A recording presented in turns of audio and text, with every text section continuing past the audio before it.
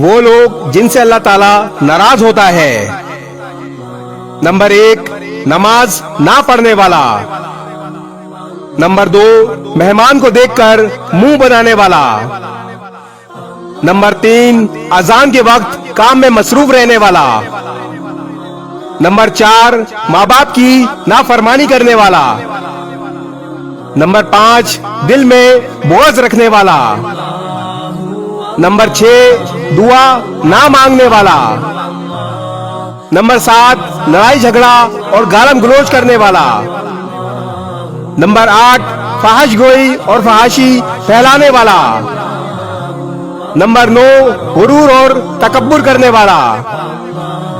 اور نمبر 10، پڑوسیوں کو تنگ کرنے والا۔